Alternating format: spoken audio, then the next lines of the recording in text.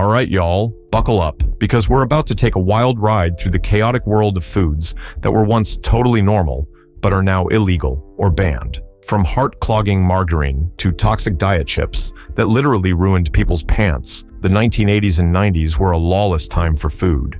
Back then, no one batted an eye at loading up on trans fats, drinking soda with more caffeine than a whole pot of coffee, or eating bright green ketchup just because it looked fun. But then, science and common sense stepped in, and a lot of these foods got the boot. Some were banned for health reasons, some for environmental destruction, and some because, well, they were just bad ideas from the start. So, let's take a trip down memory lane and look at 30 foods you could eat back then, but definitely can't now. Trust me, some of these will blow your mind.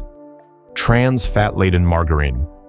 Back in the day, butter was considered a villain. Doctors, nutritionists, and even the government were out here saying that saturated fat would literally wreck your heart. The solution? Margarine loaded with trans fats. In the 1980s, margarine was everywhere. People spread it on toast, used it for baking, and even fried food in it, all while thinking they were making a healthier choice. But here's the plot twist. Trans fats turned out to be way worse than butter ever was. Studies later proved that trans fats skyrocket bad cholesterol, clog arteries, and even increase the risk of heart disease. Like, butter might raise cholesterol a little, but trans fats were basically heart attack fuel. By the early 2000s, the truth came out, and governments started cracking down. The United States banned artificial trans fats in 2018, and many other countries followed. These days, margarine has been reformulated, but the OG trans fat-packed version is long gone. Looking back, the fact that we were told to ditch butter for something worse is crazy. But hey, at least we learned our lesson. Sort of. Speaking of questionable replacements, let's talk about something that took bougie but brutal to a whole new level. Shark fin soup. This one? Fancy, expensive, and super controversial. Shark fin soup was considered a delicacy in Chinese cuisine, symbolizing wealth, status, and special occasions. People flexed by serving it at weddings, banquets, and fancy dinners. But behind the luxury was a brutal reality. The way shark fins were harvested was beyond cruel. Fishermen would catch sharks, slice off their fins. Here's a second pecked fin. Then dump the still-living sharks back into the ocean, where they'd sink and slowly die. On top of that, overfishing led to massive declines in shark populations, completely throwing off marine ecosystems. By the late 1990s and early 2000s, conservationists were fighting hard to ban it. By 2011, the United States banned shark finning, and other countries followed. Today, serving shark fin soup is illegal in many places, and even in regions where it's still allowed, public pressure has made it way less common. Now, if you thought that was a wild food choice, wait till you hear about one of the biggest food marketing flops of the early 2000s. Artificially colored ketchup, green and purple. Imagine rolling up to a backyard BBQ, and instead of classic red ketchup, someone slaps green goop onto your burger. That was the reality in the early 2000s, when Heinz thought it would be fun to turn ketchup into a rainbow. It's fun for your food. They dropped bottles of green, purple, and even blue ketchup, assuming kids would go wild for it, and they did, at first. But then reality hit. Neon-colored condiments just looked weird, and parents weren't exactly thrilled about pumping even more artificial dye into their kids' food. The hype died fast, and Heinz quietly yanked them off the shelves. If you never got to try these, congrats. You dodged a bottle of regret. But don't worry, weird food experiments weren't done yet. Up next, we've got a snack that promised a guilt-free fried experience, but with a nasty little side effect. Alstra fried chips, fat-free Pringles. Imagine a potato chip that tasted just like the real thing, but had zero fat and zero guilt. Sounds too good to be true, right? That's because it was. In the 1990s, food scientists thought they cracked the code with Alstra, a synthetic fat that your body couldn't absorb. The idea was that you could eat all the chips you wanted without gaining weight. So brands like Pringles and Lay's jumped on it, launching their Wow fat-free chips. Introducing new Lay's Wow potato chips. They taste just as good as regular Lay's. At first, people were hyped, until the side effects kicked in. Alstra had a nasty little problem. Since your body couldn't digest it, it just went right through you, like literally. It caused severe stomach cramps, diarrhea, and something called anal leakage, which is exactly as horrific as it sounds. The FDA forced brands to put warning labels on the packaging, and by the early 2000s, Alstra products vanished. Speaking of risky snacks, let's talk about a childhood favorite that was playing a dangerous game with your sweet tooth. Saccharine sweetened soft drinks. Back in the 80s, diet sodas were all the rage, and saccharine was the sweetener of choice. It was way cheaper than sugar, calorie-free, and kept drinks tasting sweet. But then, studies linked it to bladder cancer in lab rats. Cue the panic. The FDA slapped a warning label on anything containing saccharine, and people freaked out. It took years for scientists to determine that the cancer risk probably didn't apply to humans. But by then, the damage was done. Saccharine was replaced by other artificial sweeteners, and diet sodas moved on. But if you thought diet drinks were a questionable 80s trend, wait till you hear about how McDonald's changed one of its most iconic menu items. McDonald's fried apple pies, original recipe.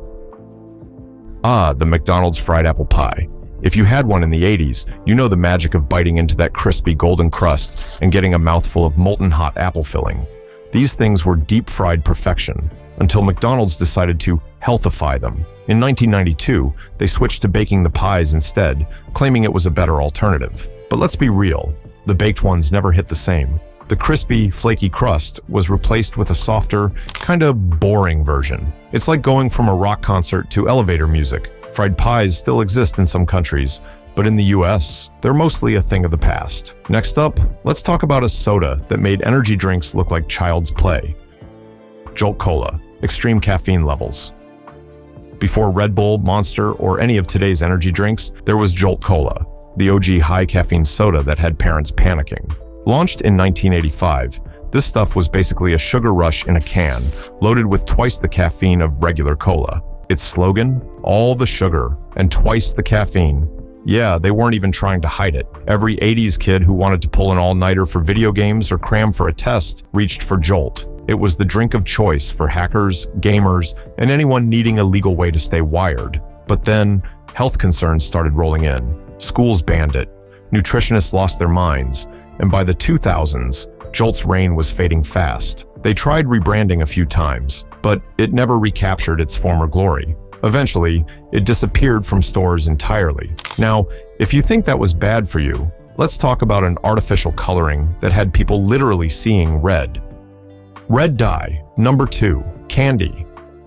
If you were a kid in the 70s or 80s, chances are you ate something with red dye number 2, before realizing it might have been poisoning you. This synthetic dye was everywhere in candies, cereals, and snacks. But then, scientists linked it to cancer in lab rats, and suddenly, the FDA had a problem on their hands. Public outcry was massive, and in 1976, the dye was banned in the US. The weird part? Other countries didn't ban it, and some foods quietly kept using variations of the dye under different names. So yeah, your childhood candy might have been a little more hazardous than you thought. But if you think that's wild, wait until you hear about the dangers lurking in canned foods.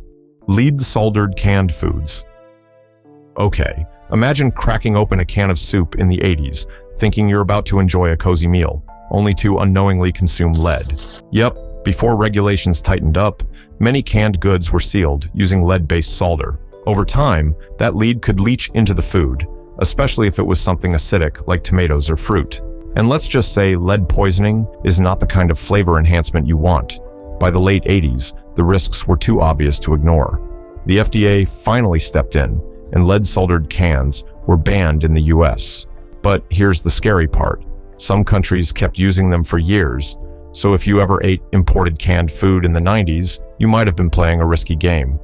Now, speaking of risky foods, let's talk about one that's illegal in the US to this day, and for good reason. Unpasteurized milk, raw milk. Back in the day, drinking raw milk was just a normal part of life. Straight from the cow, no processing, no pasteurization, just fresh creamy milk that people swore tasted better and had more nutrients. But here's the issue. It also carried some serious health risks. Unpasteurized milk could be contaminated with bacteria like E. coli, Salmonella, and Listeria, none of which you want anywhere near your digestive system. For most of the 20th century, raw milk was still widely available. It wasn't until the late 80s and 90s that public health officials started cracking down after multiple outbreaks of foodborne illness were traced back to it. By the 2000s, Most states had banned the sale of raw milk in stores, though a few still allow it under strict regulations. Despite the risks, some people today swear by raw milk, claiming it boosts immunity and is easier to digest. Whether that's true or just nostalgia talking, the government isn't budging on its stance. In most of the US, raw milk is illegal to sell commercially. But if drinking unpasteurized milk seems risky, wait until you hear about a dish that literally required eating a bird whole. Ortolan bunting, illegal songbird dish. If you thought fancy dining in the 80s was all about caviar and foie gras, you clearly haven't heard of ortolan. This tiny songbird was considered a delicacy in France, but eating it was as controversial as it was extravagant. The preparation? Wildly unethical. The birds were captured, force-fed, and drowned in brandy before being roasted whole. And then came the weirdest part. Diners would cover their heads with a napkin while eating it, supposedly to trap the aroma, or maybe just to hide their shame. Ortolan wasn't a common dish, but it had a cult following among elite chefs and foodies who wanted to experience this forbidden bite. However, conservationists weren't having it. The ortolan bunting population was rapidly declining, and by the 90s, France banned the hunting and sale of the bird. Even though the dish is illegal, some chefs have still tried to bring it back in secret. But let's be real. If you have to eat something under a napkin so no one can see you, maybe you shouldn't be eating it at all. Now, if that wasn't enough to gross you out, let's talk about one of the sketchiest food additives of the 80s, something lurking in your fast food burger. Pink slime in fast food burgers. Ah, pink slime. If you ever ate a fast food burger in the 80s or 90s, you probably consumed this infamous meat filler without even knowing it. Officially called lean, finely textured beef, pink slime was made by processing beef trimmings, treating them with ammonia gas to kill bacteria, and then mixing them into ground beef. Sounds delicious, right? For years, no one really questioned what was in their burgers, until a whistleblower in the early 2000s exposed the whole pink slime process. Once people found out that their 100% beef patties were actually packed with treated scraps, public outrage exploded. Fast food chains scrambled to cut ties with the product, and by the 2010s, pink slime was largely phased out of the industry. However, it never completely disappeared. Some companies still use it, but now it has to be labeled properly. So yeah, next time you're biting into a burger, you might want to double check where it came from. Speaking of questionable beef, let's talk about a seafood option that came with its own toxic risks. High mercury swordfish. If you grew up in the 80s, swordfish was considered a premium seafood choice. Restaurants hyped it up as a lean, meaty fish, perfect for grilling, and grocery stores sold it without a second thought. People loved it, until scientists started raising the alarm about one big problem: mercury levels. Swordfish, being a top predator in the ocean, accumulates a lot of mercury. And while a little mercury in seafood is normal, swordfish had some of the highest levels of any fish on the market. Ingesting too much could cause neurological damage, especially in pregnant women and young children. By the 90s, the FDA and EPA had no choice but to step in. They issued warnings, and suddenly, swordfish wasn't looking so appetizing anymore. Many stores and restaurants pulled it from menus, and the fish's popularity tanked. Today, swordfish is still around, but it comes with clear warnings. Limit intake, especially if you're at risk. But back in the day, people were unknowingly loading up on mercury like it was just another nutrient. And speaking of questionable seafood, let's talk about a dish that took controversy to another level: foie gras from force-fed ducks. Foie gras has always been a luxury food, but the way it's made, not so luxurious for the ducks. The process, called gavage, involves force-feeding ducks or geese through a tube to rapidly enlarge their livers. The result? A rich, buttery delicacy that food snobs couldn't get enough of in the 80s, but animal rights activists weren't having it. By the late 90s and early 2000s, they pushed hard against foie gras, showing disturbing footage of suffering birds. The backlash was so intense that countries like the UK, Germany, and even California banned its production. Despite all this, foie gras technically isn't illegal everywhere. Some restaurants still find loopholes, and die-hard foodies defend it as a tradition. But let's be real, when a food's entire production process is controversial enough to spark worldwide bans, maybe it's time to rethink that appetizer order. Now, foie gras was fancy, but the next item, it was something your doctor literally prescribed for weight loss, and it was way more dangerous than it sounded. Diet pills with fen-phen. Imagine popping a pill and watching the pounds melt away. That was the dream in the 80s and 90s, and fen-phen was the miracle drug that promised to make it happen. A combo of two medications, fenfluramine and phentermine. This weight loss pill was everywhere. Doctors handed it out like candy, and people swore by its results. The problem? Fen-phen was doing way more than just curbing appetites. By the late 90s, researchers discovered that the drug was causing deadly heart and lung problems. Lawsuits started piling up, and in 1997, the FDA yanked it off the market. Turns out, the risks far outweighed the benefits. The whole fen-phen scandal became one of the biggest medical controversies of its time. And even today, people are still dealing with its health consequences. It was a harsh reminder that just because something works fast doesn't mean it's safe. And speaking of risky choices, wait until you hear about a health food that used to be completely unregulated, until people realized it could literally poison them. Raw almonds before pasteurization laws. Almonds might seem harmless, but back in the day, they came with a hidden danger. Before the early 2000s, almonds were sold raw, straight from the tree, no heat, no pasteurization. That might sound great if you're into all-natural foods, but there was a catch: salmonella outbreaks. In the early 2000s, two massive outbreaks were linked to raw almonds, making hundreds of people sick. It turned out that even though almonds look clean, they can carry dangerous bacteria from the soil, processing equipment, or even birds. The FDA didn't waste time. By 2007, they passed a law requiring all almonds sold in the United States to be pasteurized. Now, here's the kicker. Most people didn't even notice the change. Pasteurized almonds look and taste the same, but they go through steam treatment or a light chemical process to kill bacteria. Today, if you want truly raw almonds, you have to buy them directly from small farms or import them from outside the United States. Speaking of things people thought were harmless, wait until you hear about the homemade booze that had more risks than just a bad hangover. Homemade moonshine with lead contamination risks. Homemade moonshine has always had a rebellious backwoods charm, but in the 1980s, a lot of people making their own liquor didn't realize they were also brewing up something toxic. See, back then, a lot of moonshiners used old car radiators or lead-soldered pipes in their distilling setups. That meant their booze could be loaded with lead, and drinking lead-contaminated alcohol? Not a good time. It could cause headaches, nausea, nerve damage, and in extreme cases, even death. But because moonshine was made in secret, there were zero regulations to keep it safe. By the 1990s, authorities cracked down, and lead-soldered equipment became a big no-no. Today's legal moonshine is carefully tested, and if you're buying from a store, you don't have to worry about lead poisoning. But if you're out in the woods sipping from a stranger's homemade batch, maybe think twice before taking that shot. And if you think that's bad, imagine eating a soup made from endangered animals. Yep, that was totally normal once too. Turtle soup.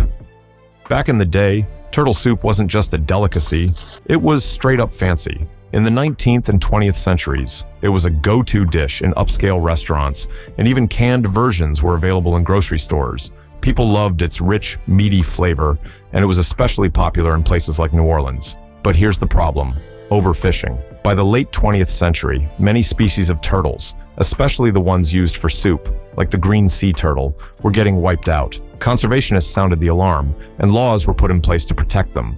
By the time the 1980s rolled around, turtle soup had become way harder to find. Some people tried to keep the tradition alive with snapping turtles, which are still legal to hunt in some states. But let's be real, most folks aren't trying to wrestle a snapping turtle just to make soup. Today, if you see mock turtle soup on a menu, it's probably made with beef or veal instead. From fancy restaurant dishes to questionable fast food, the next item on this list takes us into deep-fried nostalgia: real sugar and soda, before HFCS took over. Believe it or not, there was a time when soda actually tasted better. Before the 1980s, brands like Coca-Cola and Pepsi were sweetened with real cane sugar. No weird aftertaste, no strange texture, just pure, clean sweetness. But then, corporate cost-cutting happened. In the mid-1980s, soda companies switched to high-fructose corn syrup, HFCS, because it was way cheaper than cane sugar.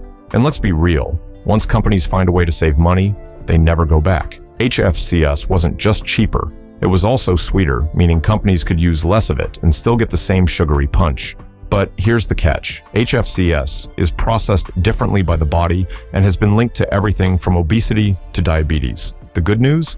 If you miss the real deal, some sodas still use cane sugar, especially during special releases like Mexican Coke or certain retro-inspired brands. But unless you go out of your way to find it, odds are your soda is packed with HFCS. And speaking of things that used to be totally normal but got banned for good reason, wait until you hear about the pesticides that were basically marinating our food. Lawn pesticide-coated fruits and veggies.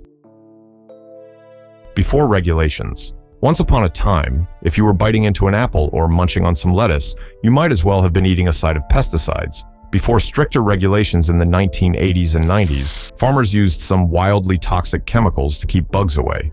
We're talking about stuff that was originally designed for lawns, not food. One of the biggest culprits? A chemical called chlordane. This stuff was fantastic at killing pests, but horrible for human health. It didn't just rinse off with water, it built up in the soil, in the food, and even in the human body over time. And let's not even talk about DDT, which was so bad, it got completely banned in the 1970s.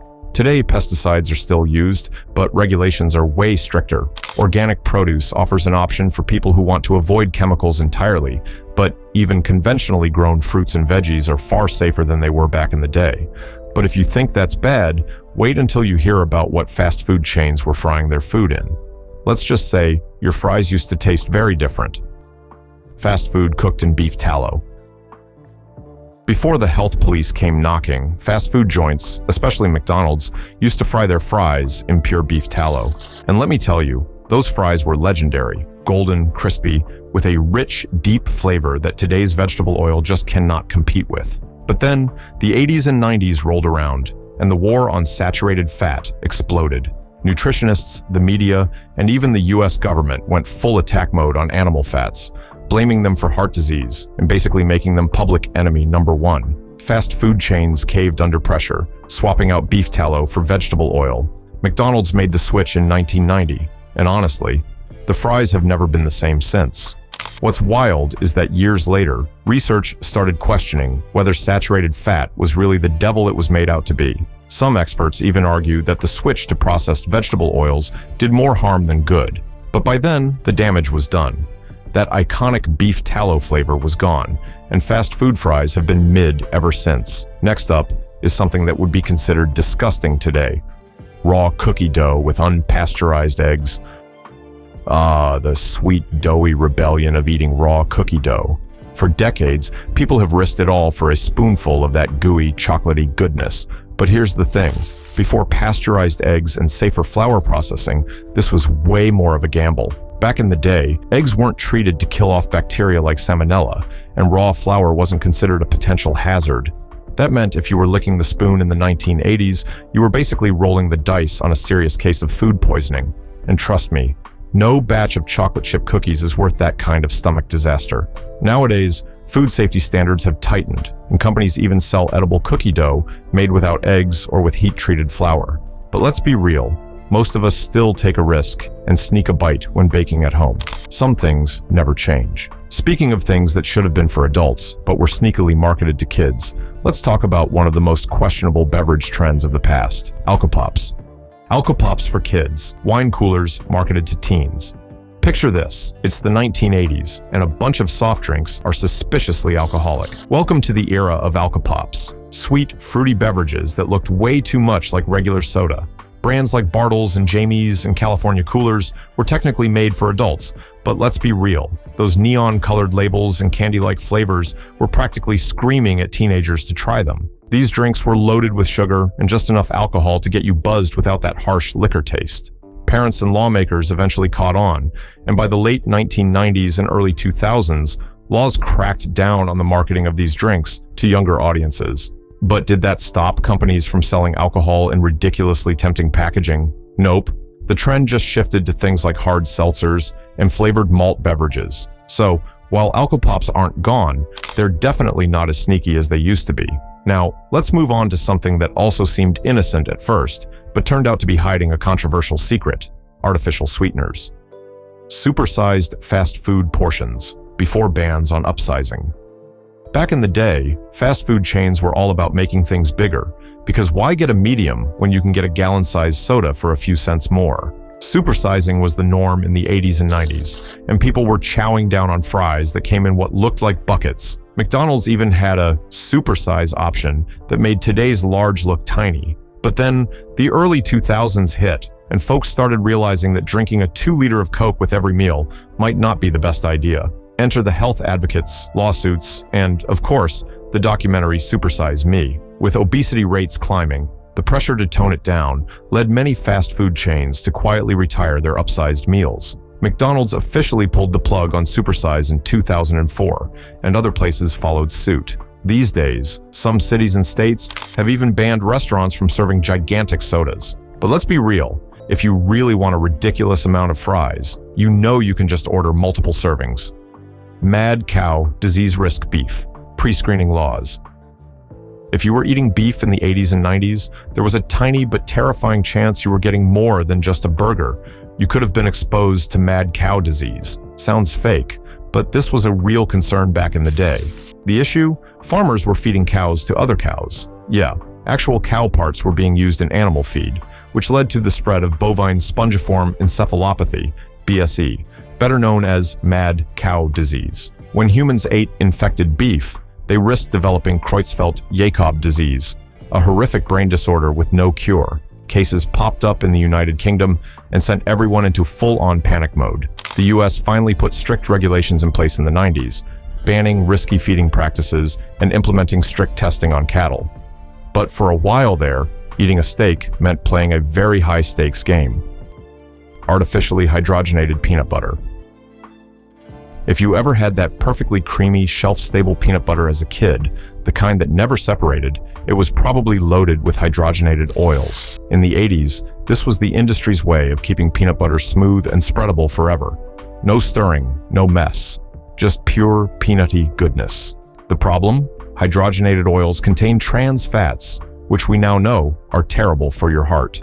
They raise bad cholesterol, lower good cholesterol, and increase the risk of heart disease. The FDA finally cracked down, and by the 2010s, food companies had to eliminate trans fats. Modern peanut butter brands have swapped hydrogenated oils for palm oil, or just let nature do its thing, with that annoying layer of oil on top.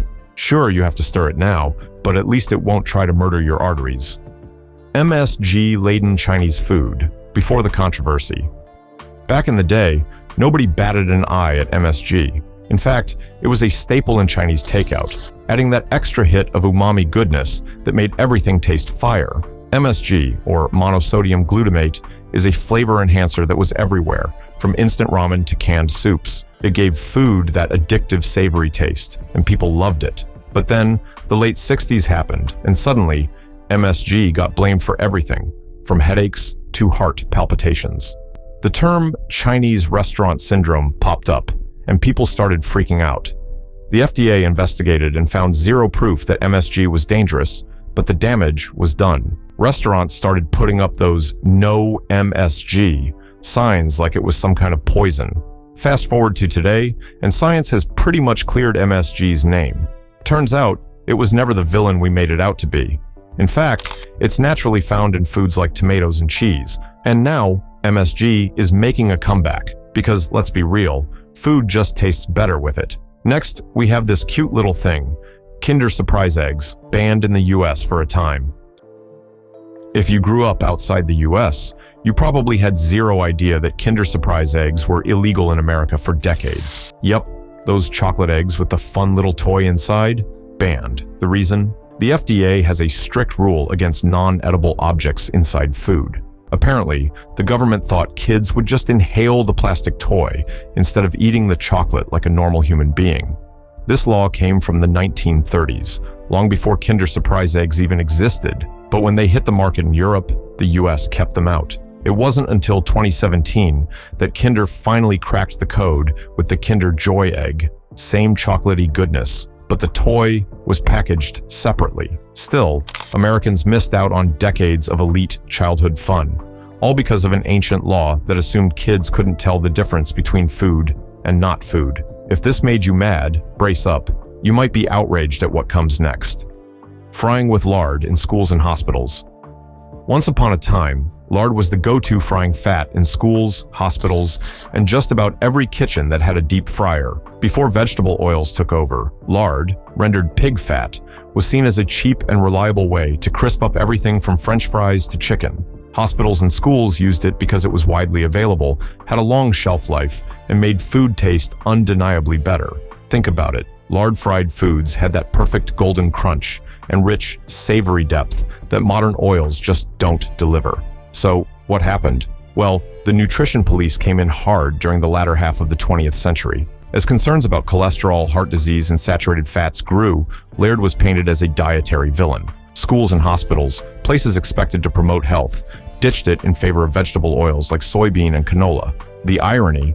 Many of these replacements contain trans fats, which turned out to be worse for heart health than lard ever was. These days, lard is making a quiet comeback among food purists and chefs, who recognize that it's actually more natural than heavily processed vegetable oils. But if you told someone today that hospital cafeterias once fried up meals in straight-up pig fat, they'd probably think you were making it up.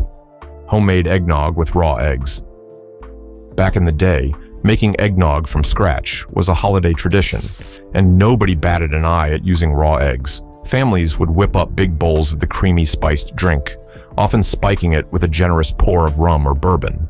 The raw eggs gave the nog its signature thick, velvety texture, something store-bought versions just couldn't replicate. But here's the kicker. Before modern food safety regulations, people weren't as aware of the risks of salmonella. It wasn't uncommon to crack those eggs straight into the mix without a second thought. The shift away from raw egg eggnog started in the late 20th century when concerns over foodborne illnesses grew. Today, commercial eggnog is made with pasteurized eggs, or an egg substitute, to eliminate any risk of contamination. If you're making it at home and still want that classic richness, you can use pasteurized eggs or gently cook the mixture to kill off bacteria. But let's be real. Old-school eggnog purists might argue that nothing beats the raw version. So, if you've ever wondered why Grandma's eggnog hit different, now you know. It wasn't just the extra splash of booze, it was the raw eggs bringing that OG texture. And that's all for today. 30 foods that were once totally normal, but are now banned or nearly impossible to find. Some of these probably deserve their fate, looking at you, Alstra chips, while others might make you a little nostalgic. R.I.P. fried apple pies. Either way, it's wild to think about what we used to eat without a second thought. What banned food do you miss the most? Or which one do you think was a crime against humanity? Let me know in the comments. And if you had fun on this little trip through history, don't forget to like, subscribe, and hit that notification bell. Because trust me, we've got plenty more food history deep dives coming your way. Stay safe, stay smart, and maybe double check those ingredient labels before your next snack. See you in the next video, guys.